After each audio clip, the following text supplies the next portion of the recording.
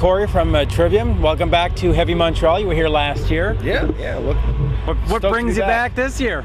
We're doing another summer tour, doing the Trespass America tour with Five Finger Death Punch, and I guess before we got added onto that tour, they booked a lot of the bands that were on that tour to be part of the festival, Heavy MTL and Heavy TO, and we got added on late, and then we already had the booking, so we got kind of like, luckily got added on, I guess, later on after the festival pretty much was booked. So we were doing the opposite days of all the bands we're actually on tour with, but it's cool because, you know, we get to meet up with a lot of bands that we know and have played with in the past that we haven't seen for a while. So it's been fun. Yesterday was a crowd, really set the bar high for Montreal to try to top it. So, we'll top that easily. So it won't be rainy, hopefully. Fingers crossed. Fingers crossed. Well, you never know. But last year you were here for In Waves. Album had not come out when you played. This year it's out. It's been a year. Are we back in the studio soon, or? Yeah. This is this right now. We're on our last leg? North American tour, and then we got a few other things like South America and a European headlining tour. But then that wraps up November 20th is the last show, and then rest of the year just kind of be I guess recharging, taking a break, and then as soon as January hits, we're pumping out a new album that'll hopefully be out maybe August, September next year is kind of like the goal. Has it started already? Are you doing like pre-prod on the bus with all the Yeah, the whole time we're on tour, we're always writing. So we're always coming up with ideas, and we've been demoing just on a laptop in the back of the bus, just kind of very do-it-yourself type stuff. But sounds great. Really getting the ideas worked out, and we're just trying to get everything much done on tour that we can possibly do and get the songs as best as they can be. So once we get off tour, we don't have to sit around for a fucking couple months trying to figure out what the fuck we're doing. Yeah, we just want to get in the studio and get this stuff recorded. Is it still important for a band like Trivium to make an album, and given the fact that iTunes is singles and Amazon Doc, like all those things it's no longer about albums, it's about songs. So we like making albums. We write so much material because there's it's not just one person in the band that writes the songs. It's like there's so many people, so it's like for every album it's like anyone in the band could write anywhere between like 4 to 7 songs, and it's like, and then you combine that with everybody, you got like 20 songs. So it's still important to make a cohesive album. We like the cohesion of a full record, listening through it all the way through, and I think a lot of metal fans like that. Metal fans aren't like single buying flavor of the week, whatever is hot on the radio type things. But eventually the market dictates what you have to do.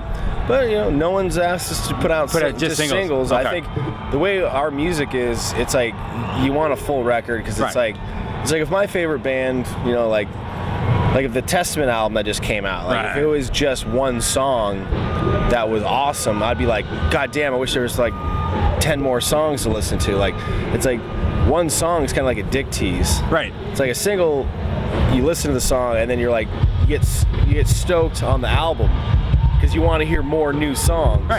So it's like if it was just a single, I'd be like, this sucks, I want to hear more music. So that's kind of like my whole thing is like, everyone wants more, and it's like if you just give them one song, it's like you got to keep putting out another song like pretty quick, because people are gonna want like a good collection of new material to listen to. So I'm all about full albums and putting the work into that and putting it out there and letting people absorb it and enjoy it as a whole piece of art instead of just 3 minutes of music. So it is an artistic expression for you. It's not just 3 minutes of... it's like we get to make an album every couple years, and it's like when we have that opportunity, we get really,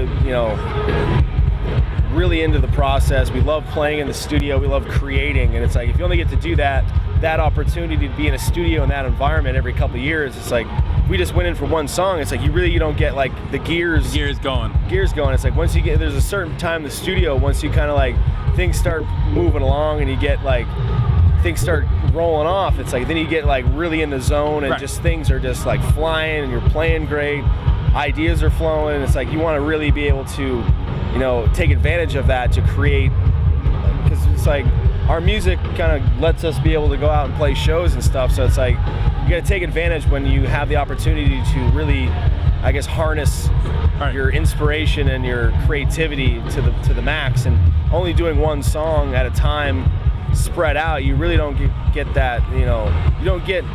You're kind of too like do a song and then tour. It's like you're kind of. You're not really kind of like getting in the zone for whatever you're trying to do. When we're touring, we're like touring, and we're like, that's our mindset is to tour. We get in the studio for a couple months. It's that's like the mindset too. We're in the mindset in the studio, and if you just keep flip flopping them, you kind of like all off balance, and you just like, you know, I like to keep them.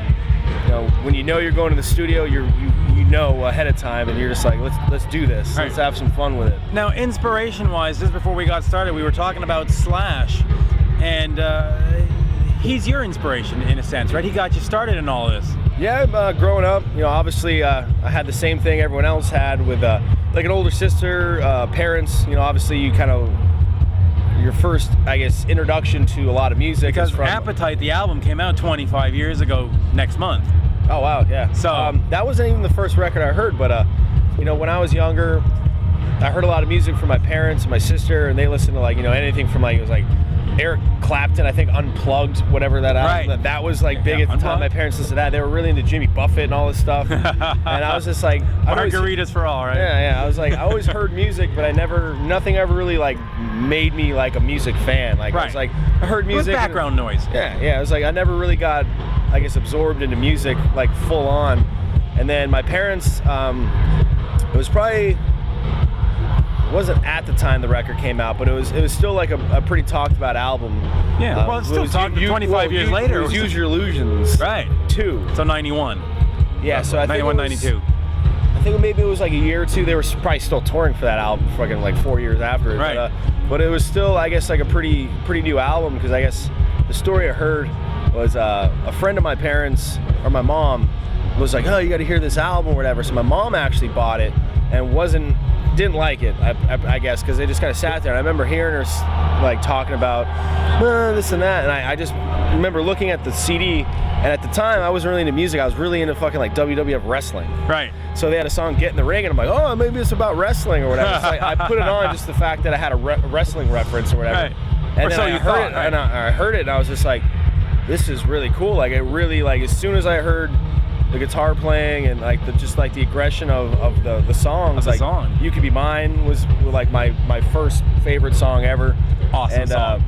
It was like, as soon as I heard it, I was like born to be a metalhead, because as soon as I heard them, like I was instantly just like mesmerized. And for like a couple years, the only albums I owned was all the Guns N' Roses albums. That was like the only music I would listen to, was just strictly Guns N' Roses.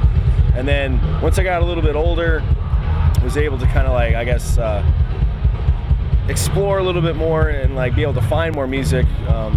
You know, from Guns N' Roses, I found, you know, they bridged me over to Metallica, right? And then the whole thrash stuff and Iron Maiden and everything like that. So they were like my, I guess, my gateway drug into into metal. Into metal. Like, it was like, if it wasn't for Guns N' Roses, I'd probably be listening to Jimmy Buffett and working at a fucking skate shop or something. Which is not so bad. That's respectable. But yeah, it's metal's way better than Jimmy Buffett. Sorry, Jimmy, but you know. Yeah.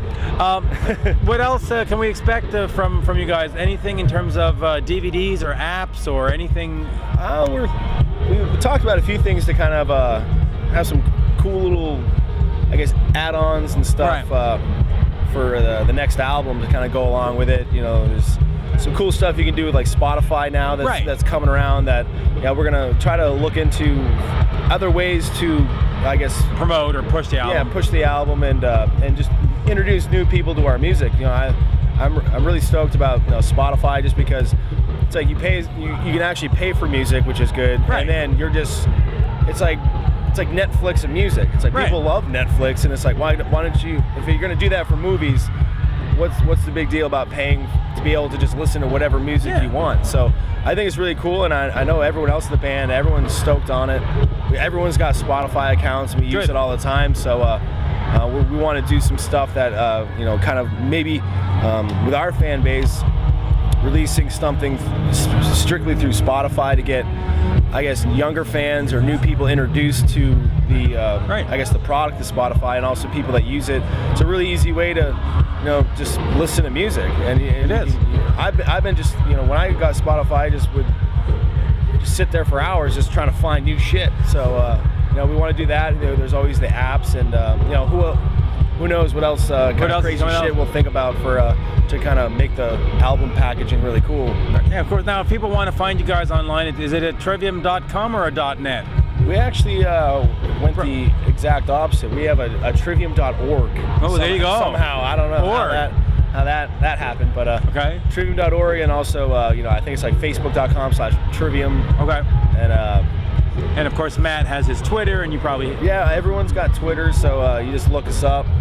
Trivium Officials, our band Twitter. Everyone in the band's got their own Twitter accounts. We all got Facebook, all that stuff. So we're very, I guess, ingrained in the social media, staying in touch with fans, and it's a lot of fun to, it's really good for getting feedback of what you're doing, or especially on tour, like, fans request songs, and you kind of get the pulse of the fan base and what they want to hear, so we can actually play the songs that the fans want to hear. So we're on there all the time, and answer questions and everything. So very fan interactive. So if everyone wants to jump online and check you out, follow anybody, or just keep up with what the band's doing at whatever time it is.